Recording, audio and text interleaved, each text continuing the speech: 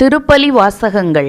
வெள்ளிக்கிழமை 19 ஜனவரி 2024. முதல் வாசகம்.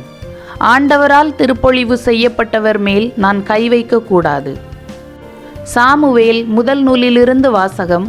அதிகாரம் 24, வசனங்கள் 2 முதல் 20 வரை. அந்நாட்களில் சவுல் இஸ்ரேல் முழுவதிலும் இருந்து தேர்ந்தெடுக்கப்பட்ட 3000 பேருடன் தாவீதையும் அவர் தம் ஆட்களையும் தேடி வரையாடுகளின் பாறைகளுக்கு எதிர்ப்புறம் சென்றார். அவர் சென்றபோது வழியோரத்தில் ஆட்டுப்பட்டிகளை கண்டார். அதன் அருகில் ஒரு குகை இருந்தது. இயற்கை கடன் கழிப்பதற்கு சவுல் அதனுள் சென்றார். அப்பொழுது தாவீதும் அவர் தம் ஆட்களும் அக்குகையின் உட்பகுதியில் இருந்தனர். தாவீதின் ஆட்கள் அவரிடம், இதோ உன் எதிரியை உன்னிடம் ஒப்புவிப்பேன், உன் விருப்பத்திற்கேற்ப அவனுக்கு செய் என்று ஆண்டவர் சொன்ன நாள் இதுவே என்றனர். உடனே தாவீது தவழ்ந்து சென்று சவுலின் மேலங்கியின் தொங்கலை அவருக்கு தெரியாமல் அறுத்தார். தாவீது சவுலின் தொங்கலை அறுத்த பின் அதற்காக மனம் வருந்தினார்.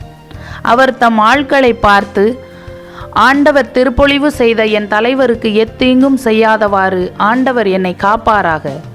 அவர் ஆண்டவரால் திருப்பொழிவு செய்யப்பட்டவரானதால் நான் அவர் மேல் கை வைக்கக்கூடாது என்றார்.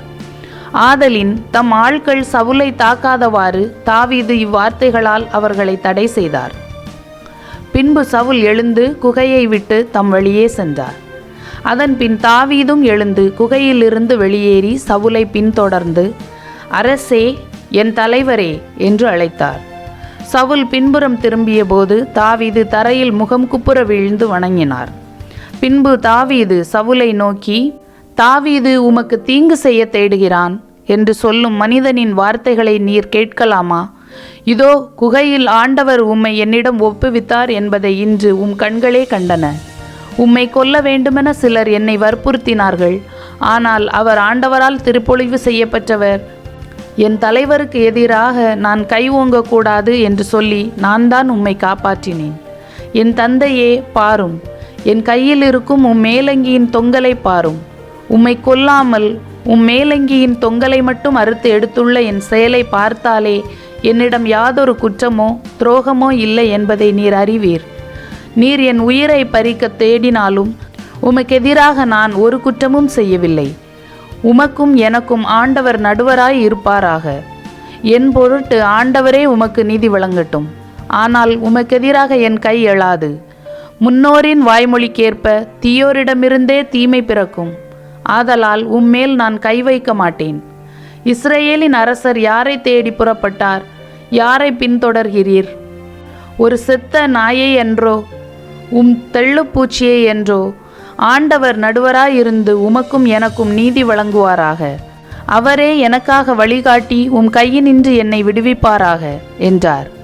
தாவீது இவ்வாறு சவுலிடம் பேசி முடித்த பின் சவுல், என் மகன் தாவீதே, இது உன் குரல்தானா என்று சொல்லி உரத்த குரலில் அழுதார். அவர் தாவீதிடம், நீ என்னிலும் நீதிமான்.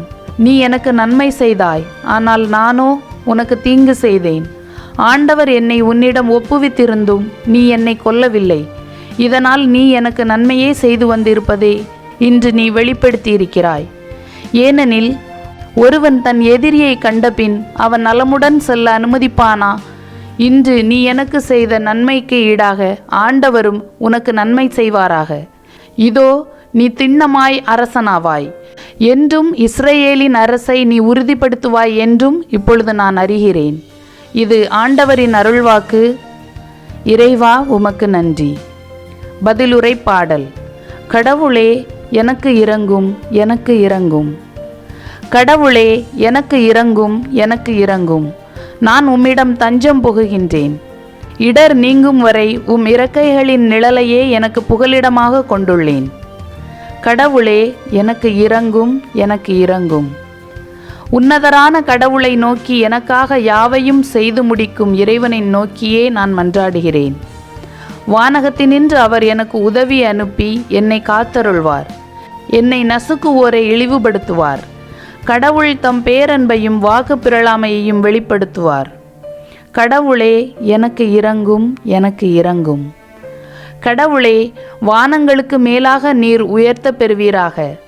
பாரங்கும் உமது மாட்சி விளங்குவதாக.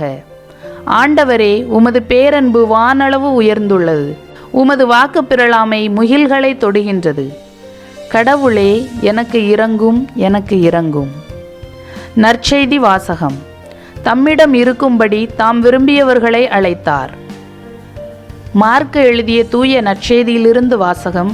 அதிகாரம் 3, வசனங்கள் 13 முதல் 19 வரை. அக்காலத்தில் இயேசு மலைமேல் ஏறி தாம் விரும்பியவர்களை தம்மிடம் வரவழைத்தார். அவர்களும் அவரிடம் வந்தார்கள்.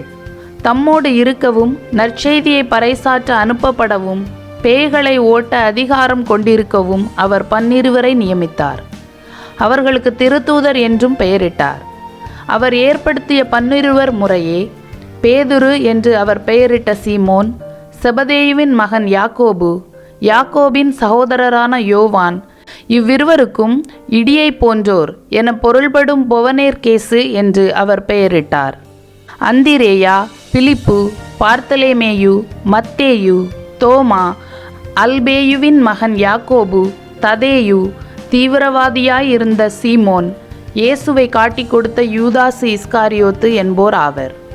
இது ஆண்டவரின் அருள்வாக்கு. கிறிஸ்துவே, உமக்கு புகழ். விண்ணுலகில் இருக்கிற எங்கள் தந்தையே, உமது பெயர் தூயது என போற்றப் பெறுக. உமது ஆட்சி வருக. உமது திருவுளம் விண்ணுலகில் நிறைவேறுவது போல மண்ணுலகிலும் நிறைவேறுக. எங்கள் அன்றாட உணவை இன்று எங்களுக்கு தாரும். எங்களுக்கு எதிராக குற்றம் செய்வோரை நாங்கள் மன்னிப்பது போல எங்கள் குற்றங்களை மன்னியும். எங்களை சோதனைக்கு உட்படுத்தாதேயும், தீமையிலிருந்து எங்களை விடுவித்தருளும். மிகவும் இரக்கமுள்ள தாயே, உமது அடைக்கலமாக ஓடி வந்து உம்முடைய உதவி நன்மைகளை இறந்து உம்முடைய பரிந்துரையை கெஞ்சி கேட்ட ஒருவராகிலும் உம்மால் கைவிடப்பட்டார் என்று உலகில் சொல்ல கேள்விப்பட்டதில்லை என்பதை நினைத்தருளும். கண்ணியருடைய அரசியான கண்ணியே, தயையுள்ள தாயே, இத்தகைய நம்பிக்கையால் தூண்டப்பெற்று உம்முடைய திருவடியை அண்டி வருகிறேன். பெருமூச்சுடனும் அழுகையுடனும் பாவி நான் உம் கருணைக்கு காத்துக்கொண்டு உம் திருமுன் நிற்கிறேன். மனு உருவான வாக்கின் அன்னையே, என் மன்றாட்டை புறக்கணியாமல் எனக்காக தயவாய் வேண்டிக் கொள்ளும். ஆமேன். அமலோற்பவியான புனித மரியாயே, பாவிகளுக்கு அடைக்கலமே, இதோ உம்முடைய அடைக்கலமாக ஓடி வந்தோம். எங்கள் பேரில் இரக்கமாயிருந்து எங்களுக்காக உம் திருமைந்தனை வேண்டிக் கொள்ளும்.